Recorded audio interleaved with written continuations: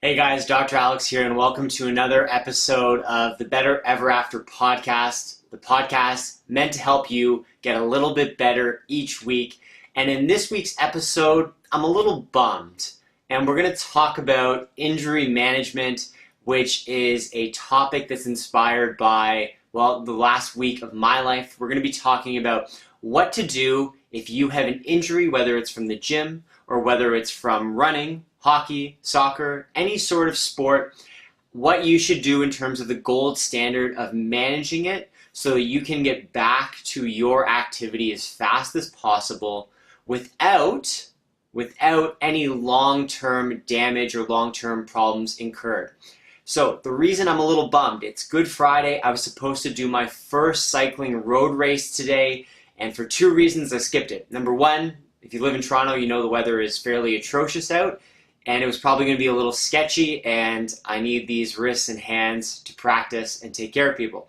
And then number two, my knee's been a little painful. So last week I did 30 hours of cycling down at a training camp in North Carolina, and on the last day the knee felt a little bit tweaked. And what we're going to do today is talk about what I did and how I'm managing this knee issue so that I can get back to cycling as quickly as possible, and to make sure that I don't lose all of the benefits of all the hard training I did in the winter. So let's go to the injury or to the problem, and this will be a good use of time so that you can apply it to your injury or your problem. So in my case, the issue with the knee is simply an irritation of the joint tissue on the inside of the knee, and it's not from a problem with muscular imbalance. It's not really a problem with fit. It was simply too much activity too soon, usually cycling 8 to 10 hours in a week, and I did 30 hours in 1 week. So the body was not able to handle it. It was above the threshold that my body is able to tolerate. If I had done more stretching, maybe I could have got a bit more distance. Maybe there wouldn't have been a problem. If my fit was a little bit better, maybe I wouldn't have this problem. But I realistically think that the biggest explanation is I did too much activity. And so if you've had this in your life where you've done a training camp or you've done some sort of new workout or new run where you push things too far, too fast, the most important thing that you can do, which I did a bad job of, is recognizing that there is a problem. So with me, I started feeling it midway up a climb, and because I'm an idiot, I went back down and did the climb again, thinking that the knee pain would go away. It did not, and halfway up the second time I realized, this is probably going to be a problem. Now, what I should have done is I should have rested and immediately recognized their problem, let the tissues heal.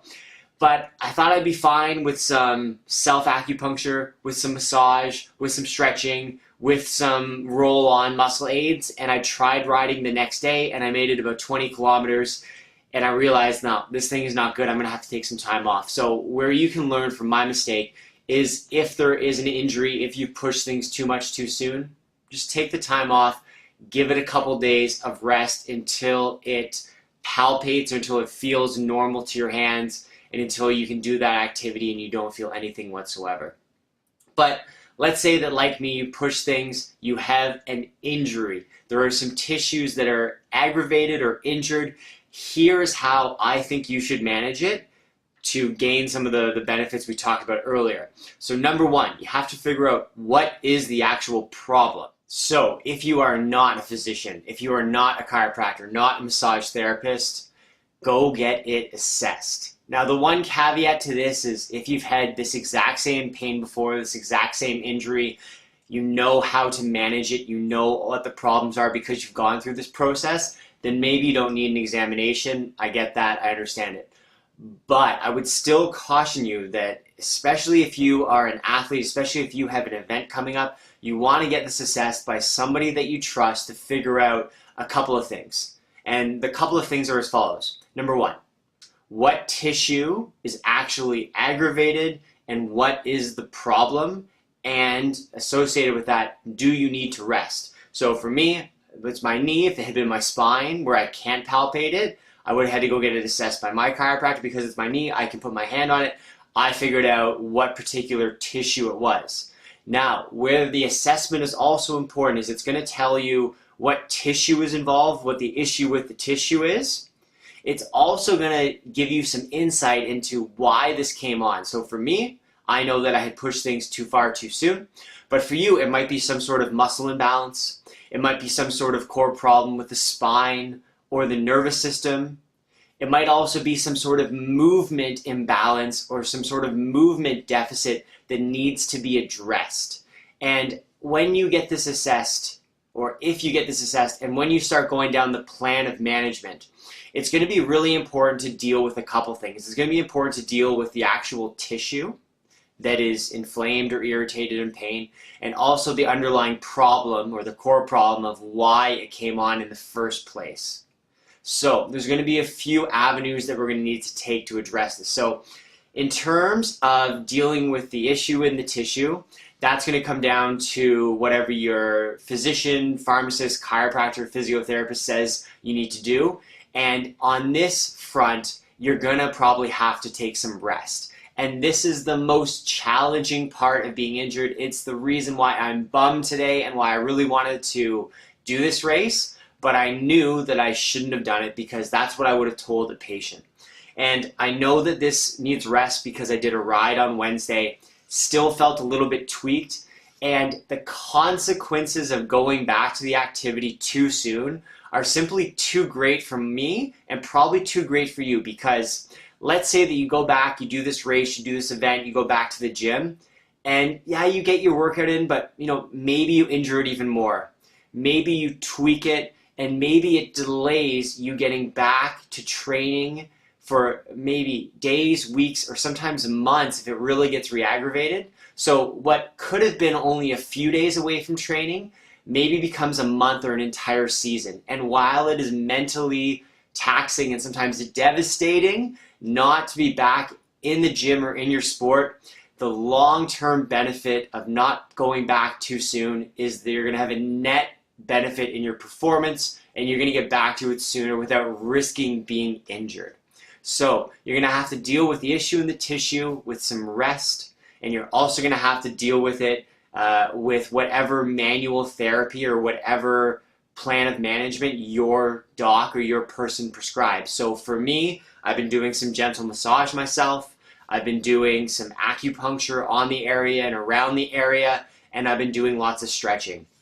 And that bleeds into the second part of after the assessment and the management of the injury is trying to make sure this stops, make sure this doesn't come back again. And that's from addressing the underlying problems that might have brought it on. So with me, this might not apply to everybody. I know there's not really an underlying issue because my bike fit is good, don't have any substantial muscular imbalances based on my last examination with my chiropractor. I probably could have done a little bit more rehab in my training week and prehab and stretching, but for me this is probably not an issue. But if you're a runner, or if it's some sort of shoulder injury in the gym, or it's some other issue, there's probably some sort of underlying problem with a muscular imbalance, with a core problem in the spine and nervous system that could undermine everything, or you're not moving or doing the drill or the movement or the exercise properly. And these underlying whys are going to need to be addressed if you don't want this tissue and this injury to come back over and over and over again. And again, that's going to depend on what your doc or your person says needs to be done, whether it's stretching, whether it's strengthening, whether it's movement repatterning or practicing a certain movement or drill. That's going to be really, really dependent on whatever your problem is. So as an example, if it was, say, running and patellofemoral pain syndrome, we know we'd have to deal with the irritated joint tissue underneath the kneecap and in the knee. And then the preventative part is reassessing the running gait, making sure you're moving properly, making sure we're stretching and strengthening the abductors of the hip, because they are often a major reason why patellofemoral pain syndrome and knee pain comes on with runners. And you're also going to have to assess the pelvis, the spine, the nervous system, and as well the ankle to make sure there's not some sort of other underlying issue that could be causing this. And so let's say that you've done all that. You've seen your chiropractor, you've done all the rehab, you've rested, the tissue is starting to feel better when you touch it, you're walking around, things are feeling normal. Now we have to figure out when we're going to actually return to activity. And so this is where some input from your chiropractor or whoever it is going to give you some insight into generally how long it takes. I know with this particular issue with my knee, it should be good in about a week. And so as much as I wanted to ride today, I knew that if I absolutely gave her and tried to go for the win, I might have delayed my cycling season by a couple weeks or a month, and it's just not worth it because then I'm going to be depressed for 2 weeks or 1 month instead of a weekend and being bummed. So make sure you know how much rest time, and then when you get back to it, start low and slow. Get back to your running, your cycling, your sport, and just first time you're out there, take it easy, really go for some feedback from the body. Now we know it's generally not a good idea to judge your health based on how you look and how you feel. So that's where some objective testing from your chiropractor or your physiotherapist is going to be important to make sure that physiologically you're healthy. And then you're also going to have to listen to your body, because if your body's telling you there's pain or there's something going on, then we definitely know there's still some sort of underlying problem and you shouldn't return to sport yet. You got to take a break. And so that first time out, go easy and slow. If you push it a little bit more and it feels good, you push it a little bit more and it feels good. Make sure you don't go all out. Back off halfway and make sure that nothing comes on after that workout. Make sure that you're monitoring things. Make sure you stick with your prehab or rehab plan after your first activity, and then on the second and third one, that's when you can go at it a little bit harder. So guys, I hope that this was helpful today. I hope that you're not suffering from an injury, but if you are, use some of these tips. They are useful, they are the gold standard, and please make sure you get a proper assessment and you're getting proper manual therapy. Your body's smart. As long as it's healthy and there's no some sort of core problem with the spine, the nervous system, the underlying joints, it should be able to heal itself. But that's where a manual therapist, somebody like myself, like a corrective chiropractor, can speed the recovery process. So please keep that in mind. And again, the most challenging thing about being injured is your mindset. It is exercising patience. And the tip that I would give you is what I've been trying to do myself, is tell yourself what you would tell a loved one or a friend, that in that voice, you're probably going to say, you should rest, take it a little bit easy. Listen to that voice, because whatever you would tell a loved one is usually generally right, even though you might not say it to yourself. So be patient, rest, try to do something else to take your mind off of it, and then go hard on the rehab and the manual therapy and the other activities that are going to let you recover as fast as possible. Thank you guys for listening again to the Better Ever After podcast, or watching on Instagram and Facebook. If you have any questions, please feel free to reach out. I would be happy to answer them. And I hope you guys have a lovely week. I hope you had a lovely Easter, and I will see you next week. Bye, guys.